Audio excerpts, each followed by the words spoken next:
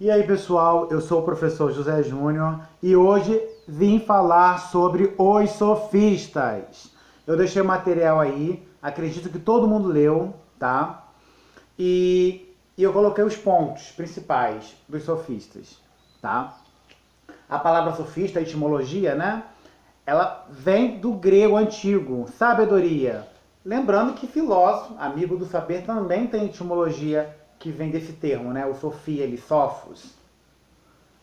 Só que os sofistas eram vistos como rivais dos filósofos tradicionais, da linha Platão-Sócrates. Inclusive, Platão escreveu até diálogos rebatendo. Sim, quase todos os diálogos é Sócrates rebatendo sofistas. Mas tem alguns que receberam até nomes, no caso o sofista, né? E o Gorgias e o Protágoras têm nomes também, assim como Hípias, entre outros. Eu vou falar aqui do Protágoras, o Gorgias e a Aspásia. E eu queria que vocês entendessem que as características principais que causavam essa divisão dos filósofos tradicionais com os sofistas, que hoje também é considerado uma espécie de filósofos, né? Lembrando que nessa época aí, da Grécia Antiga, eles eram assim, filósofos e sofistas, porque a ideia de filósofo, essa ideia mais platônica, né, é uma pessoa com compromisso total com a verdade. Então, o Aristóteles, Platão principalmente, eles tinham esse compromisso de que através do argumento lógico possa chegar até a verdade. E é exatamente nesse ponto principal que tem essa diferença com os sofistas, né? Que vocês verão aqui o que eu falarei de cada um, que para eles a verdade era relativa. E esse era o problema, porque o que valia era a persuasão. O que é persuasão? O poder de convencimento, que tem a ver com a oratória, né? Uma boa oratória, ou seja, palavras bonitas, né? Umas palavras boas para se dizer. Então a pessoa tem que saber falar bem a oratória. E a retórica, que é exatamente isso, você saber botar os argumentos em ordem. Assim causaria a persuasão. E para eles era o principal ponto. Além do mais, os sofistas cobravam para ensinar essa arte, né? Essa arte. E eles principalmente falavam sobre questões políticas, enquanto os filósofos tradicionais, né, aristotélica e platônica, poderiam falar sobre tudo, coisas metafísicas, enquanto os sofistas se atentavam às coisas políticas, né, o que acontecia na polis. É claro que o Gorgias tem um diálogo aqui que ele até fala do não ser, mas de uma forma bem niilista. Enfim, e eles são considerados os primeiros advogados, exatamente por isso, porque eles usavam a ágora, né, como local para o discurso e acabavam sendo contratados para poder fazer essa defesa em relação a algo sempre voltado ali para o âmbito da polis, né, da cidade. Vou aqui, ó, o Protágoras, né?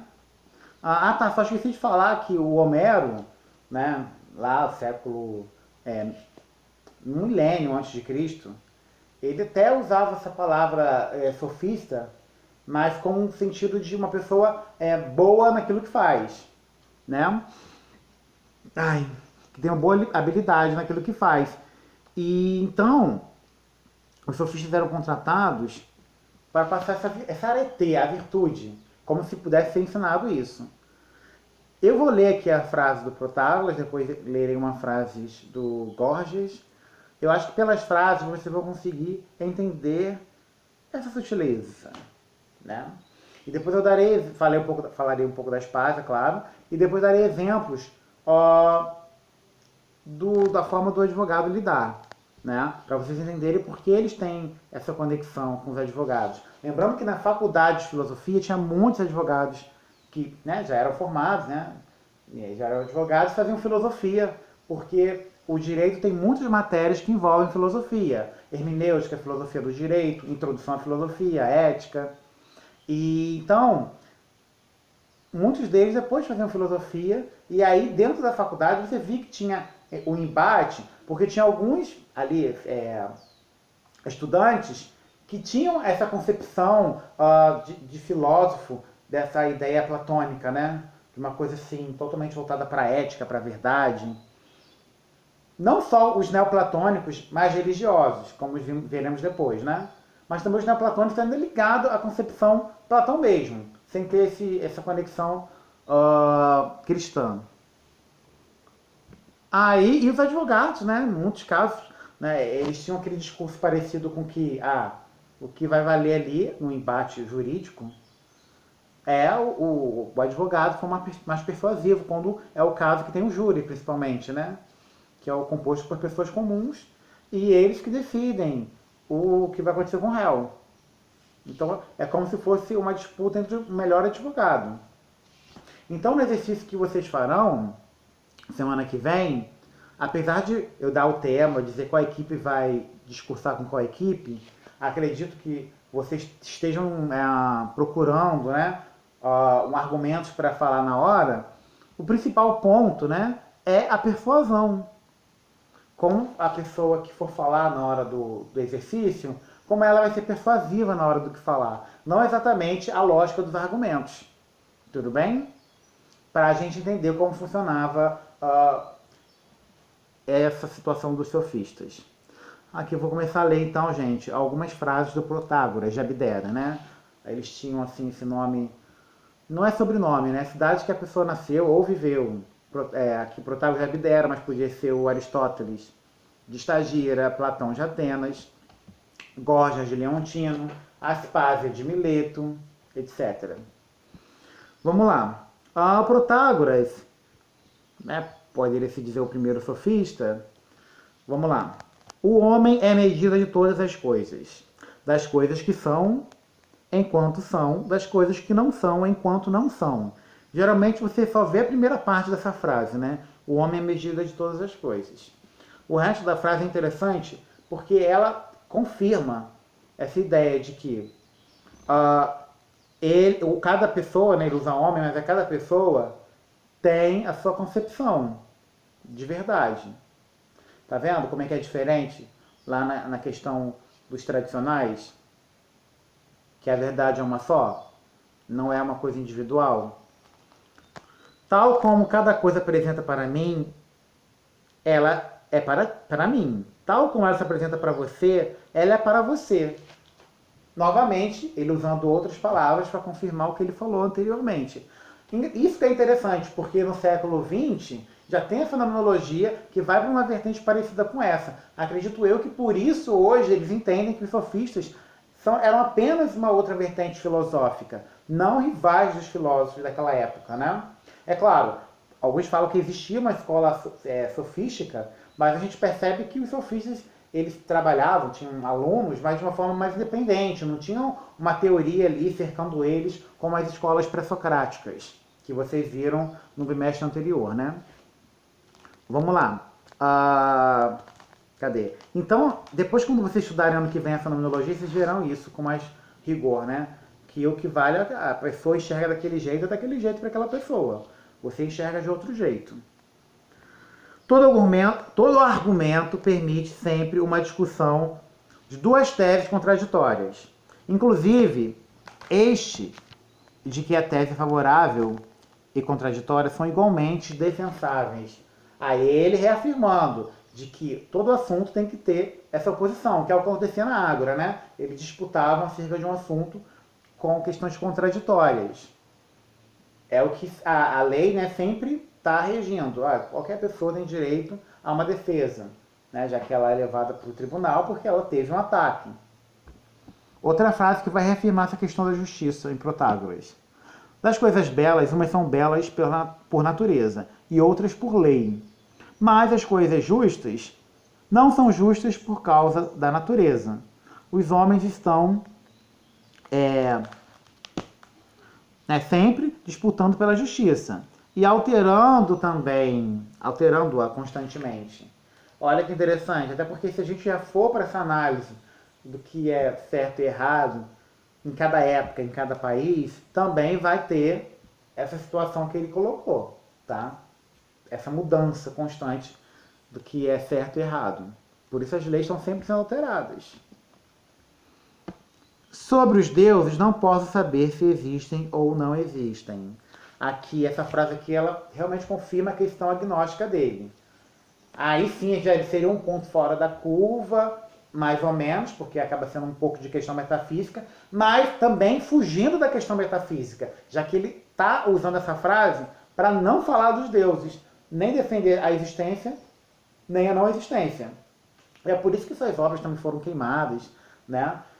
Gente, isso chama agnóstico, não é ateu. Ele não nega a existência da divindade, né? O ateu ele nega a existência das divindades. O teísta acredita em alguma divindade. O agnóstico é aquele que sabe que não tem como provar que existe, nem que não existe. Então ele se coloca nessa situação, olha, não tem como debater isso, tá? Não vai ter como você debater isso. Então eu fico nessa posição, entre aspas, em cima do muro, porque eu sei que não dá para provar nenhuma coisa nem outra. Sobre qualquer questão, existem dois argumentos contraditórios entre si. Novamente afirmando que toda situação, toda coisa precisa ser debatida, né? A favor e contra. Agora, gente, vamos pro Górgias, de Leontini, né? Que ele é embaixador da Grécia, né? Vou ler aqui as frases dele. A arte da persuasão ultrapassa todas as outras.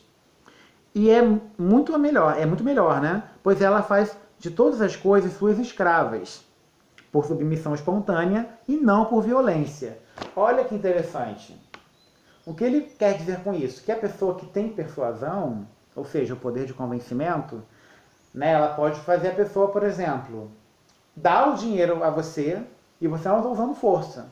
Então você encontra até hoje pessoas persuasivas na política, na religião, em qualquer, né, até no meio acadêmico, pessoas que vendem cursos, e elas convencem você a dar uma quantia e é legal, porque você não está roubando, não está botando uma arma na pessoa, não está lesando, não está roubando, né? Não está furtando. Então você está usando a persuasão, o poder de convencimento para a pessoa te dar aquele dinheiro. Eu não estou falando que isso é errado fazer, porque às vezes a pessoa ela é persuasiva porque precisa de dinheiro para campanha, ou precisa de dinheiro para financiar alguma coisa. Hoje em dia tem na internet, né, pessoa que está lá pedindo ajuda para financiar qualquer coisa. Ó, gente, precisa de dinheiro para comprar um telescópio, para poder fazer uma viagem. E as pessoas doam dinheiro. E ela é o youtubers, né? O youtuber, às vezes, ele tem um poder de convencimento e faz as pessoas darem dinheiro para ele, ou comprar o objeto que ele está vendendo.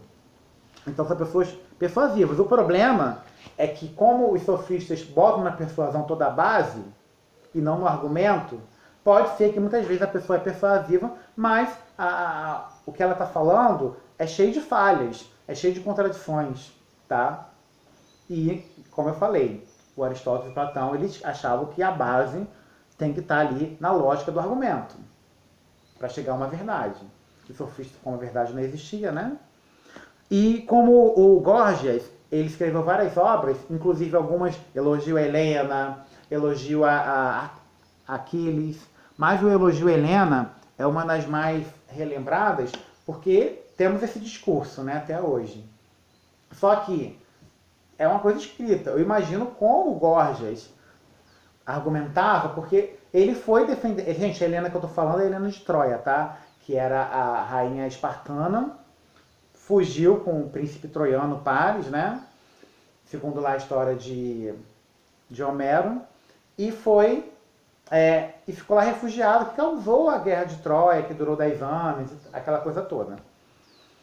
Então ele vai fazer a defesa de Helena, porque ela não tem culpa da guerra de Troia, para acontecer a guerra, né? Essa guerra muito conhecida.